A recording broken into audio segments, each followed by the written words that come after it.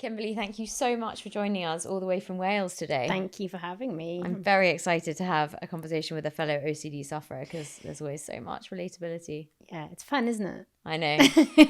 And yeah, it couldn't actually be more opportune today because I've just been massively triggered. So I'm looking forward to, just discussing all things OCD, basically. Amazing. How did your OCD start? Will you take us back to the beginning and just tell us how it started? I think it started when I was a kid, but I had absolutely no idea that that's what it was. I had a really severe episode of it when I was in my final year of drama school. So I was about 21. Again, had absolutely no idea it was OCD. They just, if you go to the doctor and you kind of explain, and it's really hard because a lot of the symptoms of OCD can be very difficult to voice, especially to a stranger. Especially to a clinical stranger that you just think they're going to cart me away if I tell them any of this stuff. So then you kind of, I had about 10 years bouncing around where they just said I had general anxiety disorder and okay, but it didn't quite fit. And then I had my little boy right bang in the middle of the pandemic, and it was quite a traumatic birth and a stay in the hospital, and my OCD was let loose. I had no defenses. So for the first few months of that, I didn't know what it was. OCD never once entered my mind that that's what it was. That's not what I thought OCD was. And then slowly starting to find little bits, and then got diagnosed with it. Had you heard of OCD before that point? Yes, I'd heard of it, but never. It wasn't on my radar. It was nothing to do with me. I'm quite a messy person. I'm quite a sort of scattered person. I have ADHD as well, so I'm very, it's like I've got 50 tabs open in my mind on the computer screen. So I just didn't fit with what I thought OCD was. And it is that misnomer which is always attached to OCD. Oh, you must have a really neat and tidy house, and you must check the locks constantly, or you must be really security conscious. And yes, as we both know, it's just that's not the case. OCD is very far reaching, and it can attach to anything it wants. And what it loves to attach to is the things that you care about most in the world, because that's how it wrings the most out of you. And so obviously having a baby, there's nothing, you're never going to have anything more precious than that when they hand you that baby and say, here's this tiny life and it's your responsibility to keep them alive and happy and thriving. See ya. It's like, okay. So that was just, it was just all sent. I've been postnatal, perinatal OCD, because it's important to say that it can happen before the birth whilst you're still pregnant.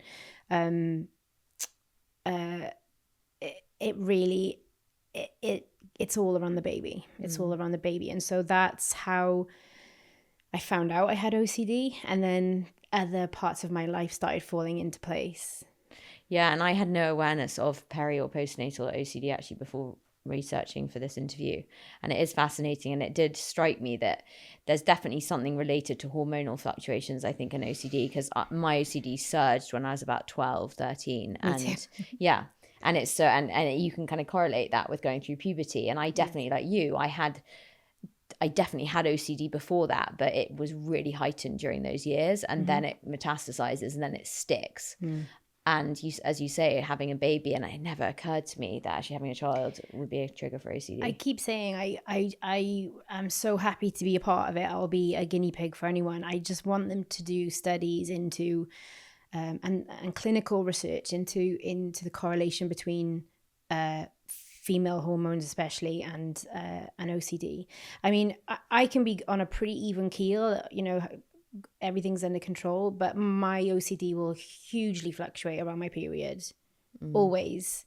And obviously when you give birth, the hormone drop off is so extreme. The day before my son was born, I felt I felt incredible. Like he was an IVF baby. He was so wanted. My husband and I had been together for such a very long time. We were just so excited for him to finally be here. And yes, there'd been a pandemic and he hadn't been able to come to any of the appointments and the scans, and we'd had a few scares and all that kind of thing. But we were here, it was happening, and tomorrow we were gonna, meet our son. And I went on a 5-mile walk with my dog up in the mountains, and just felt amazing. And the moment that the baby was out, it was just a nosedive off a cliff.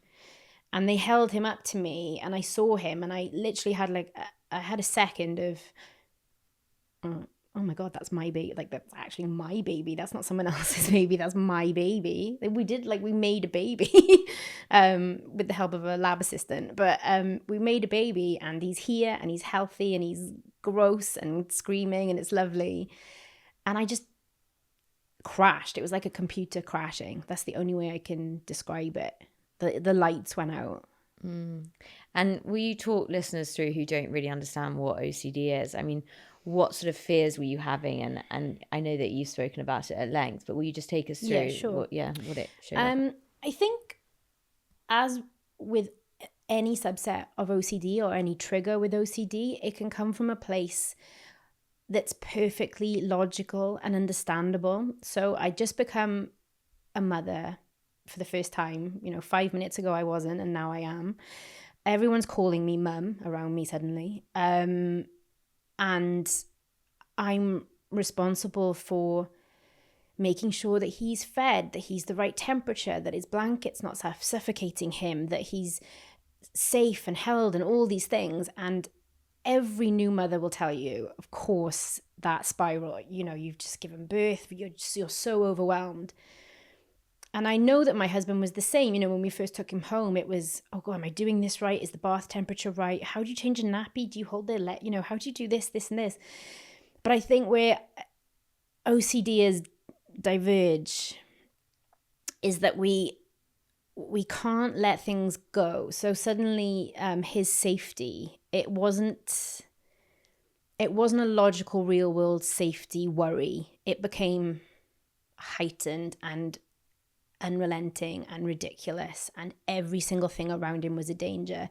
And when I thought I'd protected him from everything that I could, the only thing left that could possibly be a danger, because maybe I didn't even know it, was myself. What if I'm asleep and I do something and he needs me and I don't know and I'm not there and he dies? What if I accidentally crush him or drop him when I'm walking down the stairs, or I give him the wrong milk and it's contaminated somehow, or I all these things? And it starts again kind of logically, in that you accidentally, you make a mistake, you're very tired, you're not sleeping, it's it's this new thing. And then again, when you've tried to, okay, I've taken care of that, I've double-checked everything, having my husband watch everything I'm doing and making sure, and having my husband tell me the baby's head is above the water in the bath, isn't it? And he's like, yes. And I'm like, yes, no, I know it is. I can see it is, but you're seeing that as well, are you? And it was that. So when I'd done all of that a few months in, it was, what if I'm a terrible person that I don't even know? Like, what if I'm a secret serial killer? What if I'm an abuser and I had no idea? And what if I do something in my sleep, or I snap and I black out and I come to and I've done something irreversible? And that fear fueled 2.5 years of OCD compulsions and hypervigilance. So it was the intrusive thoughts that everyone gets, but I couldn't let them go, because even having the thought in the first place, I thought meant something. I thought that said something about me.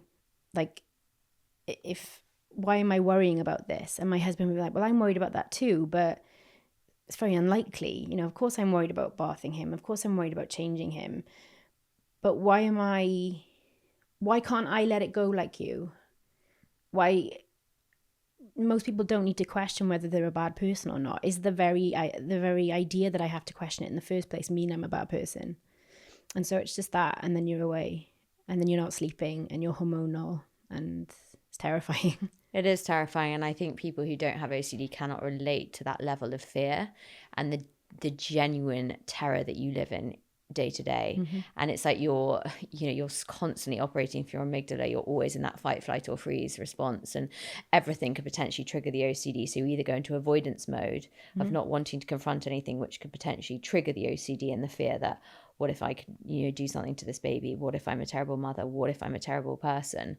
But then you're also just living in that perpetual sense of dread, that that there's something is about to happen, and this disaster if X, Y, and Z happen, and you can't then do a compulsion, or you have to do a compulsion. Will you talk us through, because I think, again, this is something that a lot of people can't quite get their heads around, is the compulsion element of OCD, because you can have the intrusive thoughts. So yours is, what if I'm a terrible mother? What happens if I'm a terrible person? Mine is, again, along a similar line, but what happens if everything goes wrong? If I don't do X, Y, and Z, what happens if everything doesn't happen in the right order? What happens if I morph into this person that I really don't want to be, and I'll be unlovable and unlikable and lonely and destitute for the rest of my life? So, but then we can do compulsions that the OCD convinces us will almost mitigate the potential for that disastrous outcome to occur. So will you talk us through what compulsions you would then go through?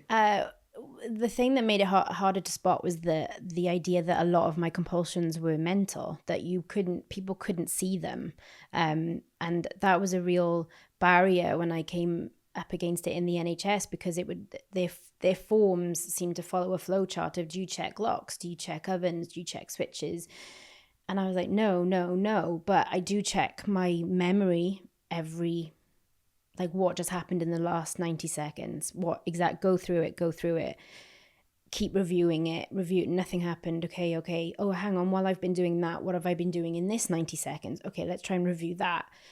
And then you're stuck in that loop. So there was memory checking, there was ruminating. How can I stop this? Why is this happening?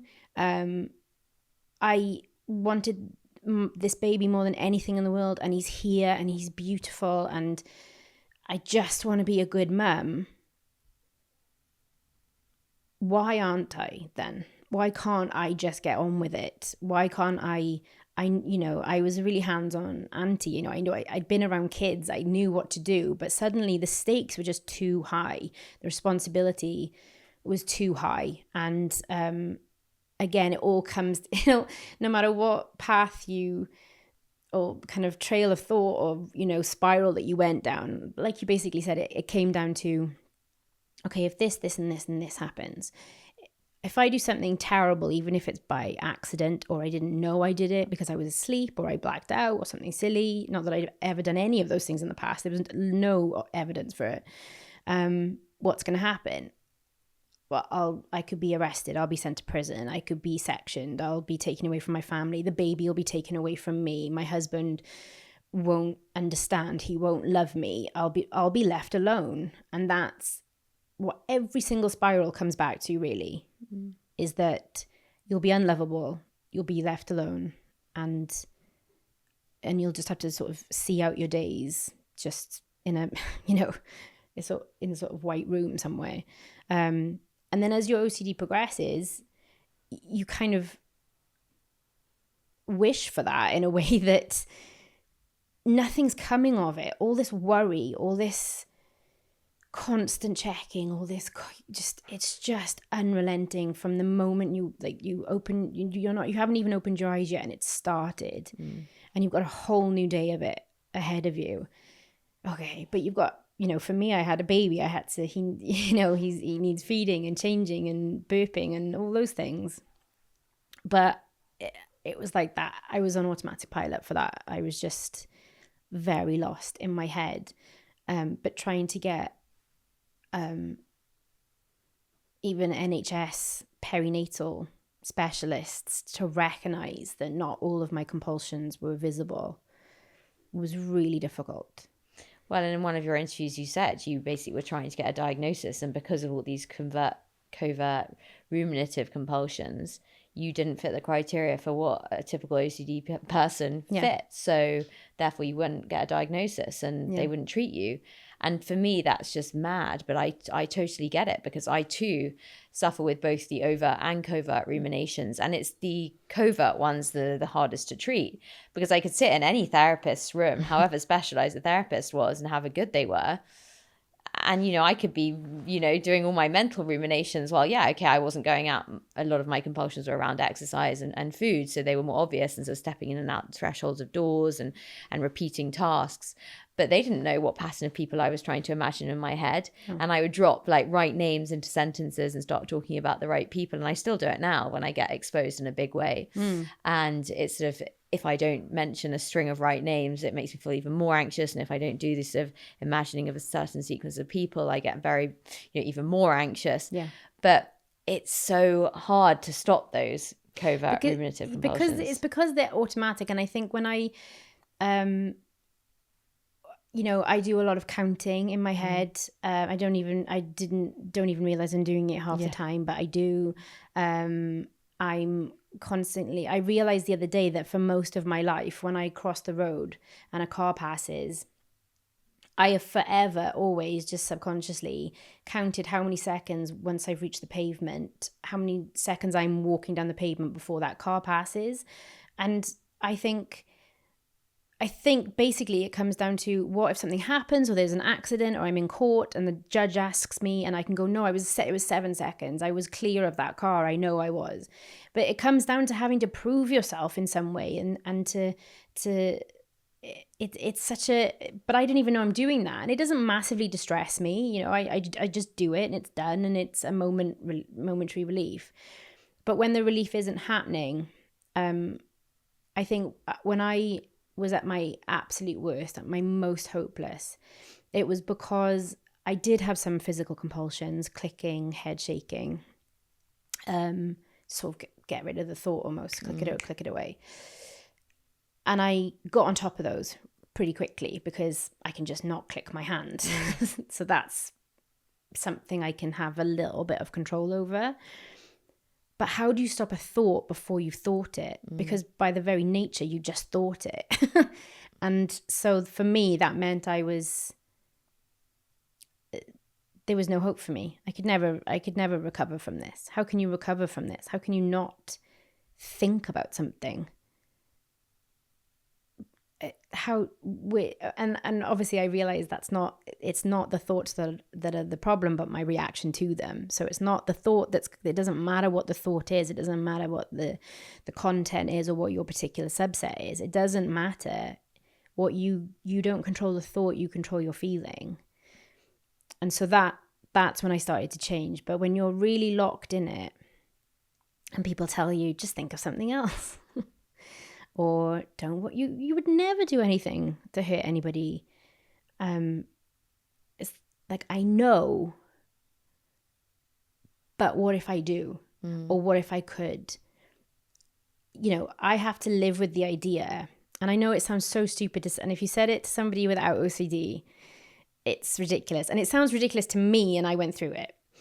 I have to live the whole of my life knowing that there's this tiny possibility that in some way I could harm my son accidentally. I don't know what's going to happen. You know, anything. I used to pull over on the side of the road constantly because I was convinced I hadn't done his seatbelt up. And I could see in the mirror thing, you know, I could see it with my own eyes, and I just couldn't trust myself. So I'd pull over, I'd check it, make sure, check it, okay, get back in, pull back onto the road, and then 2 minutes later, did I just do that, or did I think I did it, or like we were up so much with him last night, and I'm really tired, and I'll just pull over and check again. I'll just check one more time. I know the other 1 million times I've checked and I've done this, nothing's happened. But what if this time? And that's how it will keep you in that loop. Yeah, it is. It's the constant what ifs, because it is the disease of doubt, and it's our brain not believing what our eyes can see. Yeah. And it's then, like you said, the trouble is it's this perpetual cycle, because the more you check, the more your brain then thinks you need to check. Exactly. And in doing so, it metastasizes so rapidly. Yes. That then your brain is just on this constant loop of being like, right, I checked last time, so I better check it. Okay, and then again, and then again, and then again. And then before you know it, you're dealing with this monster in your mind that's got such a grip that you just can't see the wood through the trees because you're so consumed by it. And like you said, when people are just like, well, don't worry about it, it's fine, it's not going to happen. I mean, the reassurance seeking is not going to help anyone on any level, because that's your classic response, especially when you're talking to your loved ones and, oh my God, I'm so anxious. Well, it's not going to happen. You're like, well, you don't know it's not going to happen, because as you said, there's a tiny chance it might happen. There's a tiny chance and then at the very end, in the millionth time that you've asked them, we're talking 18 months in now, my son's a year and a half old, and I'm still constantly seeking reassurance from my husband.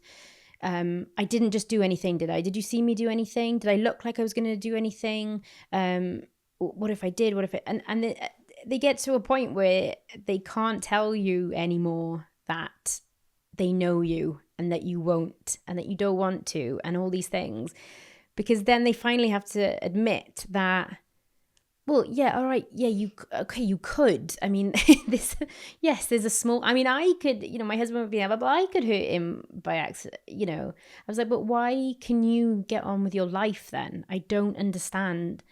And so understanding that difference between us, because it makes you feel broken. It makes you feel like there's a broken sort of synapse, or something's not, there's a bridge missing, because you're having the same thoughts and feelings as I am. He's a new dad, I'm a new mum, we've never been parents before, we don't really know what we're doing. You can read as many books as you want, but until you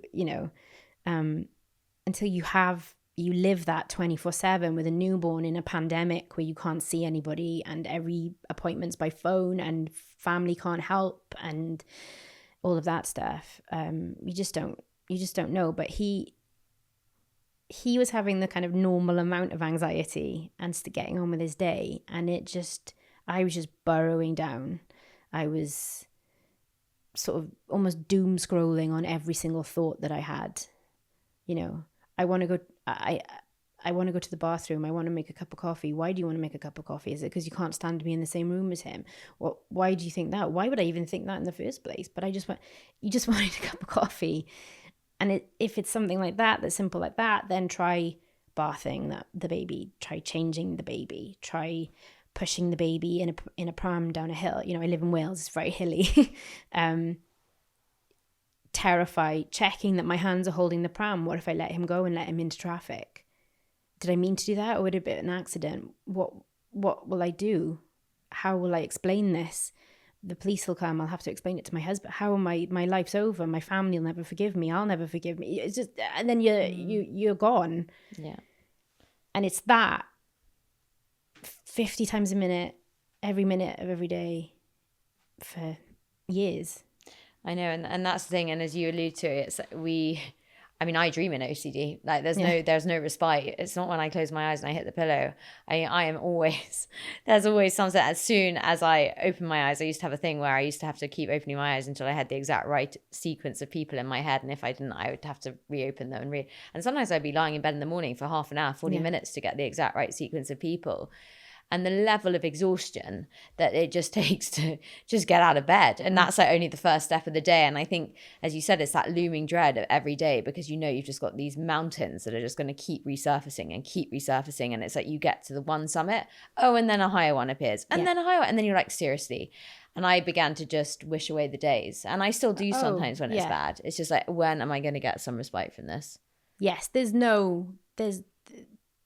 no respite, there's no relief, I didn't feel relief for 3 years. I know that sounds like such a strange thing to say, but that feeling of relief, like you think you've forgotten something and then you realize you didn't, or whatever it doesn't matter, or you leave a cafe and you think you left your phone on the table, you did, and you grab it.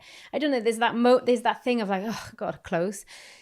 I don't know, there's a little thing. Or if you've had a really, before I'd had my son, if I'd had a really crap day just because of how my brain was going, or something had happened, I hadn't got a job, I thought I'd upset someone, whatever. I don't know, there was something in that I could go home and put a film on and just get out of my head for like a little hour. There was at least a little something I could do, and none of that was A, available to me, or B, worked. I just couldn't, it just didn't stop at all, ever. And like you were saying with your ritual in the morning of trying to, the blinking and the thought sequences, if someone just said, well, just get up, well, just sit up, or just don't worry, or you know, any of these things, it's like there's a weight on you. You can't sit up. It's like you've been drugged and your mind's awake, but you literally can't sit up. You can't do it. It's I think that's the thing that I would want to get across about people who have mainly mental compulsions, which largely mine are, is that it's still physical. It's still in my body. It's still clawing at me. It's like wearing someone else's skin. I've said before, it's like wearing like the dirtiest coat in the world, and you just want to, it's really disgusting, and it's not yours, and it's smelly, and you just want to get it off and shower and put your own clothes on. But your hands are tied behind your back. You can't undo the buttons. You just have to live in that coat until it doesn't bother you anymore. I love that analogy. I mean, I do sometimes think, God, to be free of OCD, I'm like, my life would just feel so weightless. And as you said, it's that feeling of just complete paralysis.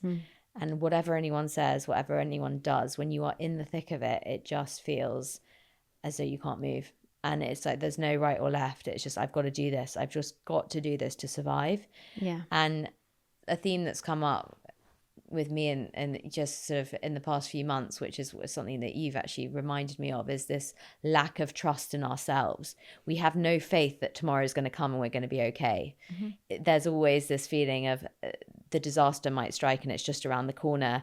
And I know, for example, with me, a lot of my OCD attaches itself to exercise and food. And I have this fear that I'm going to turn into just someone who like never wants to get off the sofa and never is motivated to do anything. And I'm actually the complete opposite. However, unless I do X, Y, and Z, the OCD makes me think that I am going to be the person that like doesn't want to do anything and is totally unmotivated. And it's just, well, why would I change overnight? Like, well, why would you lose any semblance of motivation? But the OCD, as you said, it's attaching itself to things you care about, and it's attaching itself to themes in your life that are important to you. And it's this lack of just like, tomorrow's going to come and it might be okay. Yeah. Oh, there's none of that. There's no looking forward to anything. There's no, I mean, you said that of wishing the day away. I mean, I remember really in the thick of it when he was, a few months old, just staring at the clock in the kitchen and it was 10 to 12 and just thinking, just get to 12 o'clock. And silently staring at the clock and watching the seconds. If I can just get to 12 o'clock, okay, 9 minutes, okay, I can do that. And then it gets to 12 o'clock and you're like, okay, let's try 12:30. And you're living minute to minute, and every minute is terrifying and visceral, and nothing is happening in the real world. But a lot of people say that OCD feels so real, and it is real to you. It is real. I could see terrible things happening to my son as if they were happening. I'd be changing him and I could see him rolling off the table and hitting the kitchen tile. And he's still there in the real world, and I'm still changing him and putting his new little onesie on, and he's sort of gurgling away. But in my head, he's also on the floor with a cracked skull, and I should be calling why aren't I calling an ambulance? Why aren't I moving? Why am I still putting a onesie on? It's like a dual reality. Yeah, I was going to say, it's that duality that is almost, it just eats you up, because you can be living through one experience and be so absent. Oh, yeah. And I mean, that's the other thing with the record playing in our heads all the time. And I think that's the thing with the covert ruminative side of OCD, is that you can show up anywhere and you can be in a completely different world. And the Yeah. number of times I've been at a friend's party or at a dinner or at a wedding, and I'm there just in my little OCD land, just totally and in this state of anxiety when everyone else is like, oh, you look so calm. How are you? You seem so well. I'm like, oh my God, if only you knew. But to me, that was actually better when I could get to that place. I'd say probably about 18 months in, where I could outwardly appear fine. I could have a conversation with somebody, like I'm chatting to you right now, and I could just be yes, that, yeah, cool. And let's talk about, I could be filming, I could be at work, and I could semi-focus on what was actually happening. But what was also happening was a sort of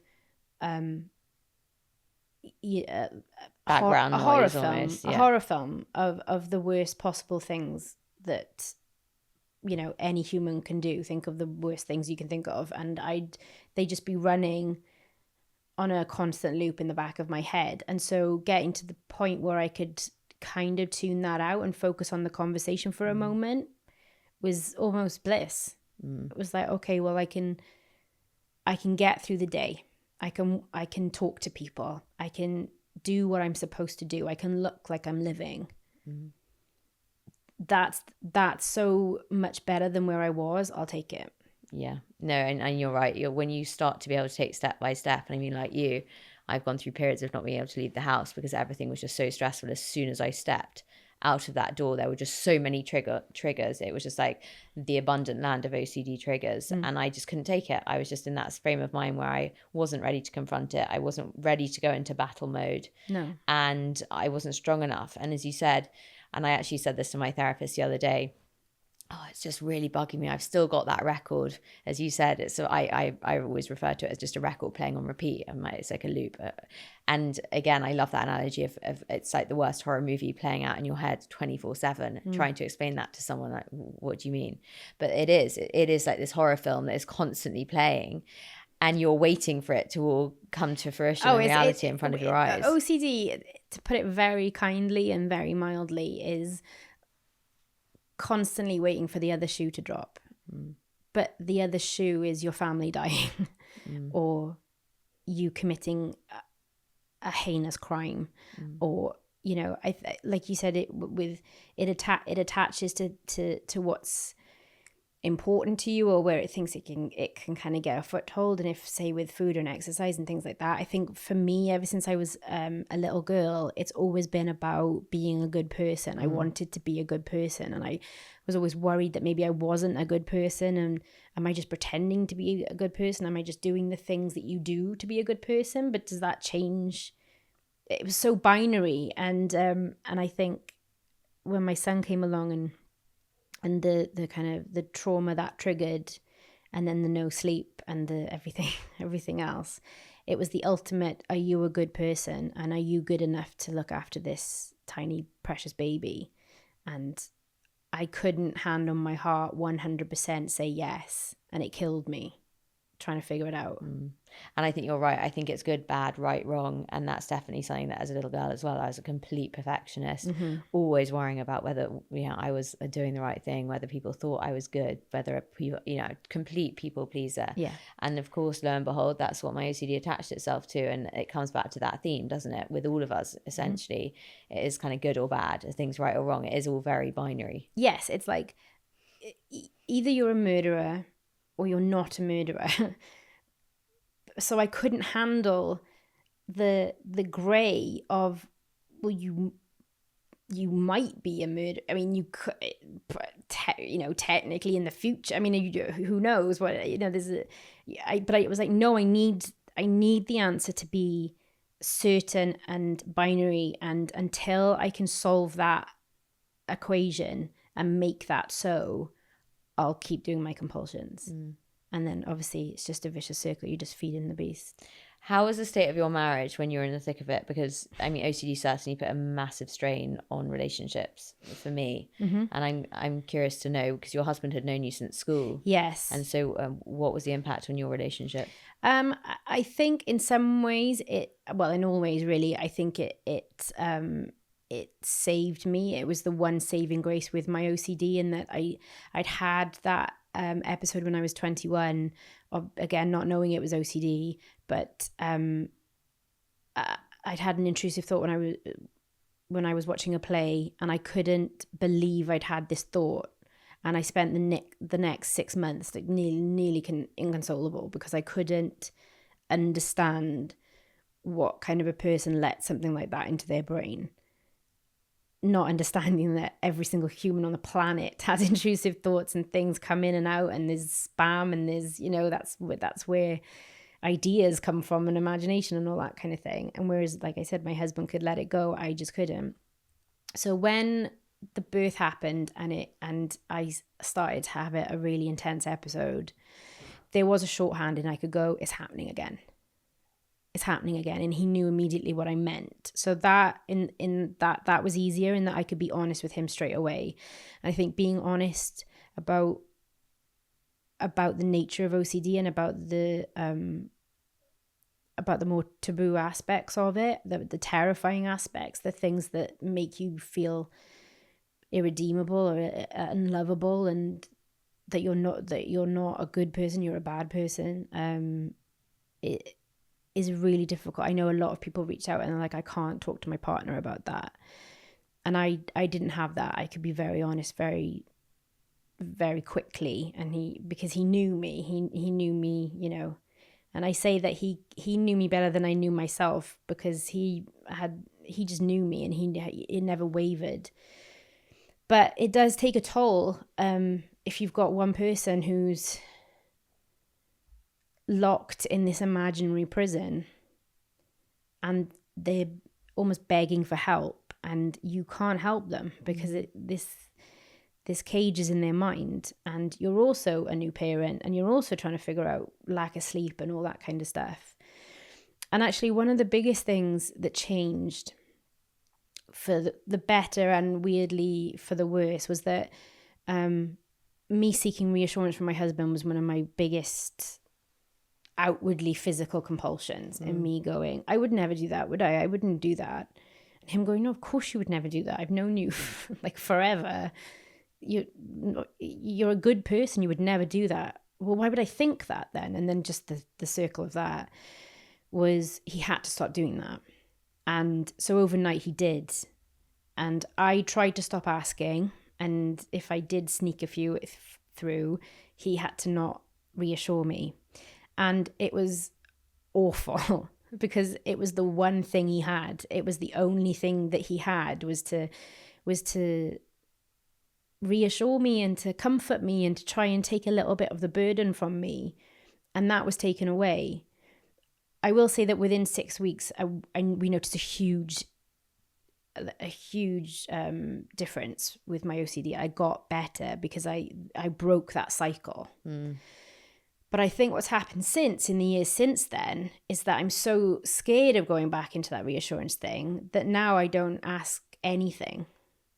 I have to be able to deal with it by myself, because when you're in an OCD spiral, I think the most terrifying part of it is that you're there by yourself. No one can see it but you. And I realized no one could help me. My husband couldn't help me. Medical professionals couldn't help me.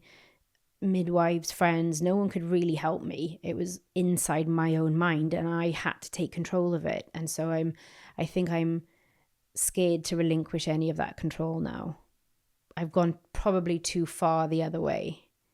That's interesting. Yeah. I mean, I think it is a scary prospect that I remember longing for that magic formula or the silver bullet that was going to fix me, going to multiple therapists and specialists. And I was lucky enough to go over to America and just hoping that someone else could do the work, or some drug would do the work for me. I was Googling electric shock therapy. Me too. I because that's what it felt like. When you say you have a record going round and round, mine feels more like a sort of a stuck CD, like a skipping CD. Yeah, it's almost like a stutter. It's just, and I can't get to the CD player. So old, can't get to the CD player to kind of bang it for it to carry on. But that's what it felt like. I felt like I needed a reset. I wanted to go back to factory settings. I wanted to be who I was before, even though, again, but very binary, I wasn't what I thought I was before. I had OCD then. It just wasn't as, as triggered. But yeah, that's that idea of trying to just, I don't know, I almost, there's, when they'd like clear and they kind of, in medical dramas, I wanted to do that. If someone said they would do that to my brain, or we'll have to put them on your head and restart your brain, I would have signed on the dotted line. Well, I was hoping I went and did some macro dose of psilocybin, and reading about psychedelics and their potential to sort of do that as a reset of the factory settings. I was hoping I was going to come round from this psychedelic experience and it would be like a new brain, off you go, OCD. And of course, it's not. It's learning from the insights. And as you said, we can be given the tools to then use them ourselves to get ourselves out of it. And this is the horrible thing about OCD recovery, right? Is the only way to get better is to expose yourself to your darkest fears and to sit with that horrible anxiety and to just ride through that wave. And you've got to do it repeatedly, because you think, oh, I'll do it once. I'll expose myself to the fear. And just before you arrived, I had as I said, I had a big exposure, one of my biggest exposures.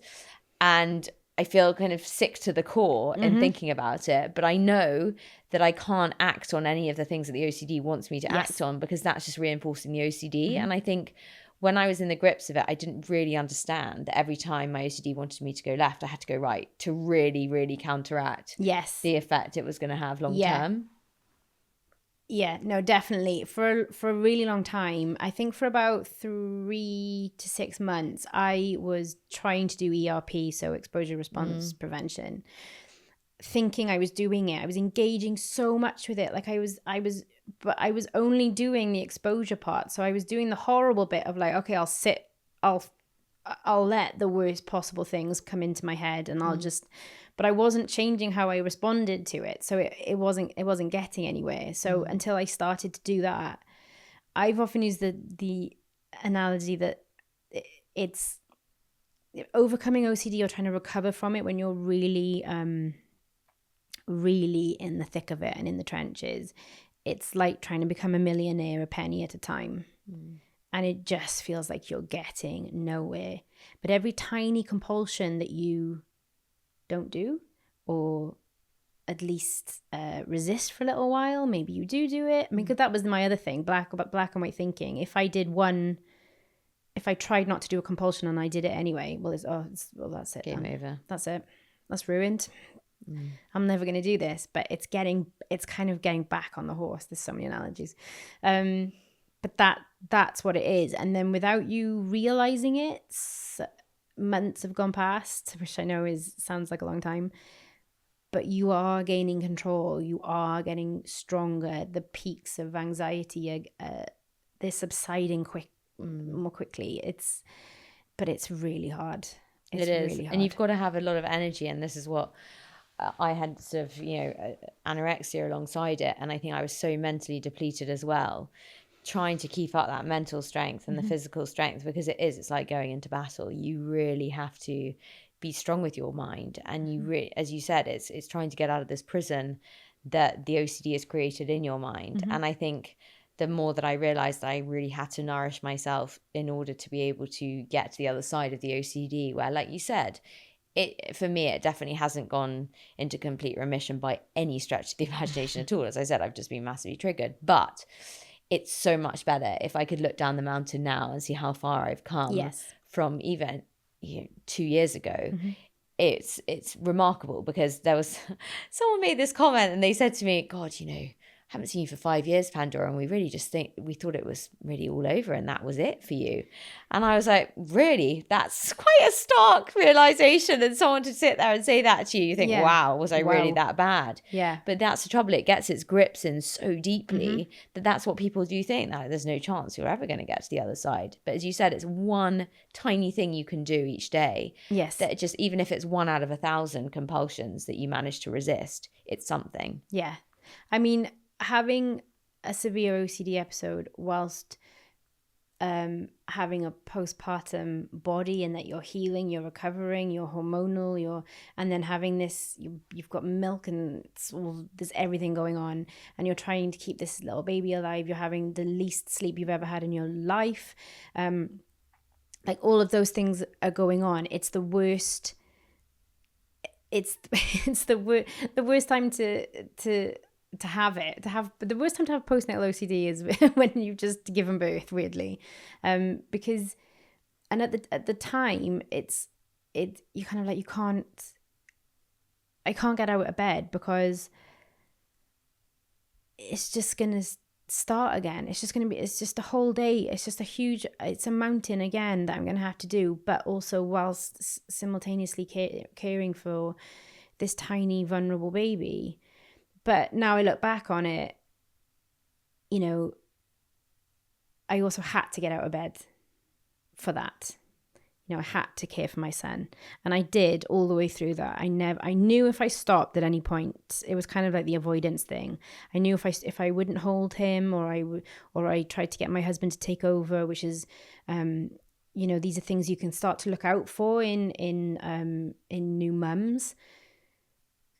Trying to do your compulsions by proxy, you know, oh, why don't you carry them up the stairs? Why don't you give them a bath? Why don't you change them? And I'll go and do the washing up. Why don't you look after the baby? And just slowly pulling away. And so I didn't want to do that. But, you know, I did have to I got up for every feed. I got up in the morning. I got out the house. I looked after my little boy. And now, so he's going to turn 5 soon.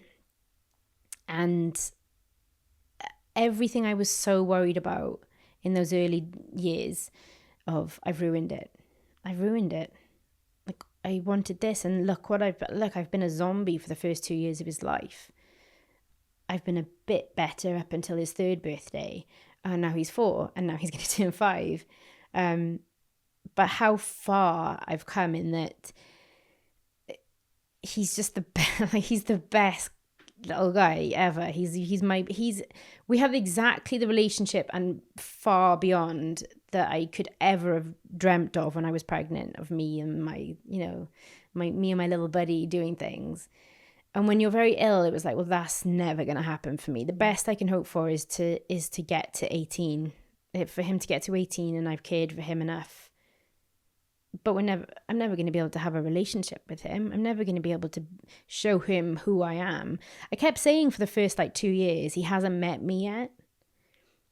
And no one understood what I meant by that. But I was like, because this isn't me. I mean, it is me, obviously, because it is because I'm doing it. But it wasn't I was in the back of my brain, locked in a cell. And the OCD was fully in the driving seat. And he hadn't met me yet. And knowing that you just feel like you can't take the wheel, but you can. And, but it's hard. It's devastating, actually. It's really, really heartbreaking. Yeah, I think, as you said, it's that the OCD is in the driving seat and you're the passenger, and you think, God, if I could be the one that was in control, what would I do? And who would I be? And like you said, although you're physically there, you don't feel like you're remotely present, because there's this thing in your mind that's really dictating your actions and what you're doing. Yeah. And I can imagine, and as you were speaking there, I was just thinking, God, the level of depletion to which every new mother is facing physically and mentally, and the sleep deprivation, it just, again, it hits you with a battle axe, because the OCD will get in where it can. And it is absolutely those times of exhaustion when unfortunately it gets its grips in, and at times of stress or whatever it is, and it just takes over like a tumor. It spreads so quickly, and before you know it, you're in that vortex again. But what did recovery start to look like for you? So you've referred to ERP, exposure response prevention, which I think has helped. I think is the only way forward with OCD, really, unfortunately. Yes, it is. And for a really long time, at first I thought, well, that's not going to work for me because my compulsions are mental, not physical.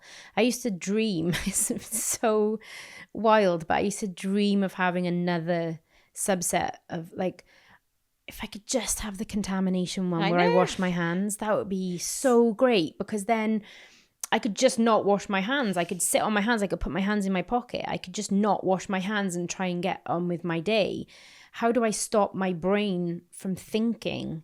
How do I do that? I don't even know where to begin. So for a long time, it was like, well, that might work for other people with OCD. It's not going to work for me. Because also, your OCD is worse than anyone else's OCD. Of course.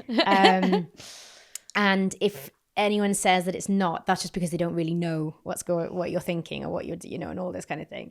So there was that, and then I started to engage with it, and I was doing the exposure part, which was the worst part and horrible, but I wasn't changing my response in any way. So it was the worst of all worlds. And then slowly it started to help, that little resisting a compulsion at a time. Okay, this thought's popped in that I might drop him when I'm walking down the stairs with him. Okay, I'm not going to push it away. I'm not going to try and explain it. I'm not going to judge myself. I think my recovery really started, and I think it's one of those things that sounds really wanky, but when you've genuinely believe that you might be the worst of humanity for the kind of 2-3 years, being kind to yourself. I had to start treating myself how I would have treated my best friend. That was the only way I could do it. And once I started doing that, I just went easier on myself. Okay, that thought came in. That's okay. It doesn't feel great. It's not nice to see, but it's okay. And then get on with my day. And I think the other thing that I still have to do now, and I forget to do it because OCD is so sneaky in that stuff happens now, and at the time I still don't think it's OCD, and then a week later I'm like, oh god, I just had another little episode, but I didn't think it, even though I know about OCD and I'm very like vigilant about it, I still didn't see it coming. It's so frustrating. But I think what I did for a really long time was I will get better first and then I'll live my life. So once this goes, then I'll meet my friends for a coffee or to see them or to, anything like that. I can't do life alongside it. So once this goes, once I'm better, once I can think more clearly, whatever the thing is, then I'll live my life, which I've realized, and it's so hard to do when you're kind of in the moment of it, but live your life anyway. And that's what makes you better. So once I started, do you know what? I'm going to be really kind to myself and think, you do deserve to go to meet your friend for a coffee. I don't feel like I do. I kind of feel disgusting and icky and horrible and like I just want to take this dirty coat off, but I'll go anyway, and I might not listen to everything that they say because I'm kind of lost in my mind, but at least I went out into the world and it wasn't as scary as I thought it was gonna be, and so I'll live my life anyway. And I know I'm starting to go backwards when I start to like cancel plans or say no to lots of things, because no, I can't, I'll do that when I'm feeling I have to do that anyway. So now I push myself. I say yes to everything. Like when you guys asked me to do this, I don't want to do this. Like in that, this is awful. We're taught that this is the worst parts of our life. But I said yes anyway because it's better, because it helps in the long run. And I'm so grateful that you're sitting here and having this conversation because whenever I meet someone with really bad OCD, there's that feeling of just not being alone. Yeah. And there's the feeling that I'm not so mad and I'm not so corrupted. And so, like you said, there's not something that's so broken in my brain that means I'm a wrong, bad, awful person. Yeah. And actually, in a way, there's a part of OCD that when you get it under control, like we've got enormous capacity for empathy. We've got enormous capacity for insight. And there's just something that's, it's like a little flu on the brain that we can get under control and we can manage it. And I think the more that horror movie is sort of there in my mind, that I accept that it's going to be there, but I don't fight against it. So like you said, it wasn't I think with ERP for me, it wasn't that I was going to get rid of those sequences of people, but it was actually that the more I did the exposure work, naturally they would just get further and further to the back of my mind. And it was like they could just be there, but it would just be this quiet mumble. It was background noise rather than it being the movie on the TV screen in front of my eyes 24/7. Yeah, absolutely. It was the volume was turned down, and it's kind of, if you're in the kitchen with the radio turned all the way up, and then you've got a baby screaming and someone asking you this, and you've got to email somebody, and you've got to, all those kinds of things. If the radio is the loudest thing, then that's going to take over everything and not allow you to focus on anything else. And slowly, by not doing a compulsion, or at least I started off by just going, I'll do it in 10 minutes. So I will have a really deep ruminating session on, does having a thought make me a bad person? But I'll do it in 10 minutes. Just pushing it back a little bit. Even that helped, because then in 10 minutes you'd forgotten, or you'd whatever.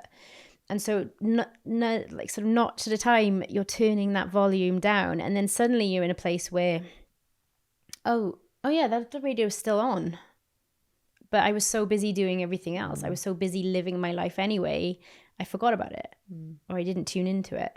Yeah, no, I think that delaying tactic is really helpful. And it's that quote from Viktor Frankl, it's like between every stimulus and response, there's a space. And I think that's what OCD, we don't give ourselves that space, because in that space, there's the opportunity to change. Yes. And actually, if you delay doing a compulsion, you suddenly feel 10 minutes later, actually, I do have a choice. Yes. And people often ask me the most, why are you here? No, it's like, why? But like, how do you know what's a normal good thought, and how do you know what's an OCD thought? And it's taken me a really long time, so nearly 5 years since my son was born, to be able to tell the difference. And I think the only way that I can is that if it's an OCD thought, there's a time pressure on it. There's a sense of urgency. I'm up here and I have to do something immediately to fix it.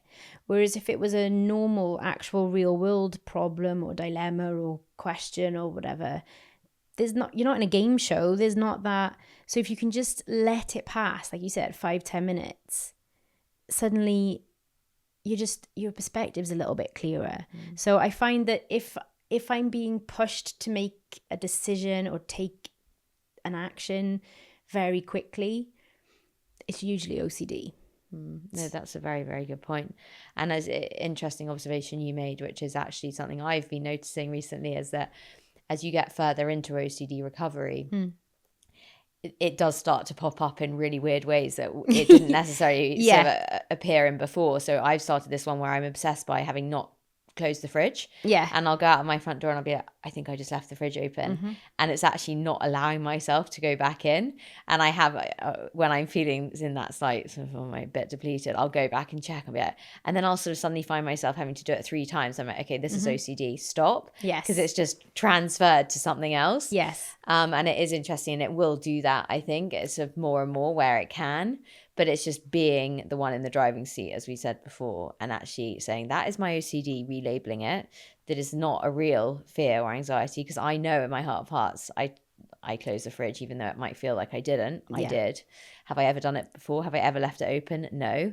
And I think, it's important. But there's 2 things there. One, it feels like the bravest thing in the world. I know it sounds ridiculous to not go back and check your fridge is closed. Because it feels like you're going against every instinct that you have. It's terrifying, but it's not really about the fridge being closed. It's not really about any of the things that OCD is trying to rush you to. But I get it a lot with thinking I've left my straighteners plugged in or my hairdryer or whatever. It picks at me that you go back and go, and I have to push and go, no. Because in a nanosecond, it's not me leaving my straighteners plugged in. It's I've burnt the house down and my husband and son and dog are locked inside and they're going to burn to death. Like that's where I've gone. So you thinking that I'm getting worried about leaving my straighteners plugged in, that's not what I'm worried about. Yeah. I'm worried that an action of mine will cause someone else harm. Yeah. Yeah. And that's why the stakes are so high, and that's why you care so much, that you feel the only way you can stop those things happening are to do your compulsions. Because that's what all your if stopping your compulsions feels like going against instinct, which is obviously feels unnatural.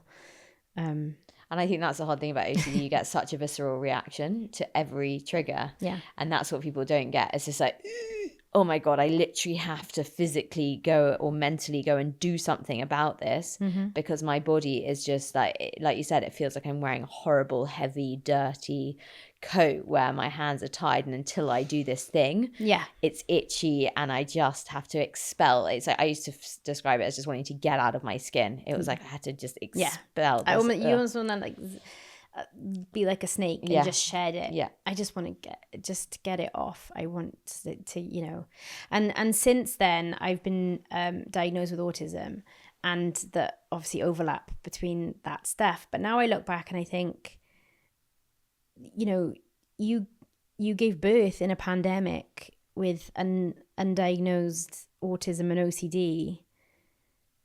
At the time I thought I was failing I was just failing everyone around me. I wasn't being the mum I thought I was supposed to be. I was being a terrible wife. I was I was being a dreadful daughter, all of these things.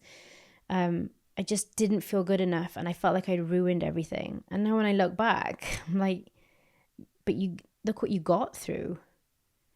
Like, look what you got through. That's incredible. And for people who aren't there yet and think it's never going to happen for them, because I did. I absolutely did think there was no hope for me. And it got dangerous to the point where I decided I was going to get my son to his first birthday and make sure he was all set up and that my husband was okay. And then I would just take myself out of the equation because that would be better for them. Genuinely thinking you're doing the right thing there. Now I know that's that's the worst thing that could have happened, that I could have done. I would have ruined so many lives doing that. But in the middle of it, you think that you're helping, and that's what your compulsions are. You think you're helping and you're doing the opposite. And it's really important to remember that, and also that nothing's ruined. I've got a stronger bond with my little boy now because we've been through a lot together. He's only 5. We've been through a lot together. So I've come to London to do this, but I can't wait to get home to him, and we do all the lovely, wonderful things that I'd hoped I was going to do with my son when I was pregnant, but that OCD took from me for a really, really long time. And I think that's so inspiring, and will fill people who are really in the doldrums at the moment with such hope, because I think the more stories we can hear and the more people who speak out with OCD and have been to those depths of despair, and like you, I felt like I just belonged to the rubbish heap, and I got to a point in COVID as well of just being like, I'm just done with life now, because I feel like such a burden on everyone around me, because I'm just weighing them down as well as myself, and there was no light at the end of the tunnel, but there is. There absolutely is. And I think it is those baby steps, and I overuse this term so much, but it is one step at a time. And however frustrating, because again, I think you probably relate to this, our brains go from 0 to 100 or 100 to 0, and it's like, if it's not all or nothing, then it's just pointless. And if it's normal, it's boring. If it's grey, it's boring. It's got to be black or white. There's this extreme polarities type thinking. And I think that's not the case with recovery. It's really slow, and it's a marathon. It's not a sprint. It really is. I'm quite an impatient person, but the patience and stamina that I've had to learn, because there is no silver bullet. There is no take this pill and you'll feel better. There is no let's shock your brain and restart it. It's slowly, almost to the point where there is no progress until suddenly, there's a little chink of light there. There's a little, did I just look forward to something? Like, did I just look forward to maybe watching a film and having a pizza tonight in my own living room? Oh my God. Okay, great. And I think that the weird thing with OCD is that the worst parts of it, and the spirals and the pitfalls, are so devastating and all consuming, and yet your recovery is just little moments of and it doesn't really feel fair that it's not balanced out, but it is. It's 6 months ago that would have crumbled me. And then you just okay, and then there's a few more. Okay. I didn't do a compulsion. That didn't worry me as much. I didn't get stuck on that. Because of that idea of people with OCD having sticky minds. Because that's what it feels like. It feels like things stick with us. Yeah, and it is taking those glimmers. And what do you do today when you are feeling like you're spiraling? So you've mentioned around your period and things. What are the daily practices that you can install that just keep you on the straight and narrow? I think for me personally, sleep is a really big thing. I think that in those early newborn days, sleep was taken away from. It was always a sort of coping mechanism for me, and that I could maybe have a little nap for half an hour and just reset my brain slightly, and that I was starting to spiral on an idea, and I would just almost take myself off the board and then come back and have a little bit more clarity.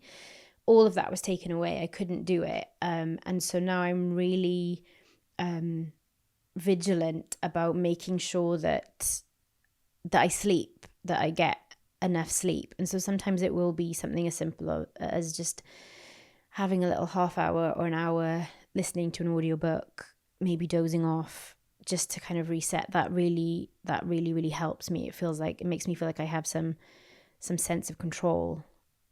I don't have to sit through it. I can take myself out for a little bit if I want to.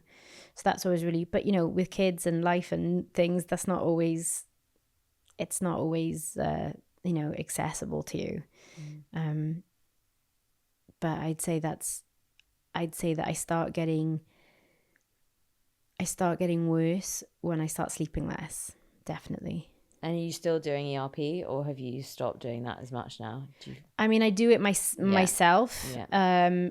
But I mean, honestly, I didn't do the ERP therapy for as long as I should have. But basically, I couldn't get it on the NHS, and I had to go private. And I had a little kind of nest egg tax little bundle of, I'm a freelancer, I'm an actor, a jobbing actor. I'd saved a little bit for a rainy day and to pay my taxes, and then I got pregnant, where you don't get maternity leave, and a pandemic happened when my entire industry shut down, and so I was living off that nest egg, and then I had to use it for private therapy, and the money ran out basically.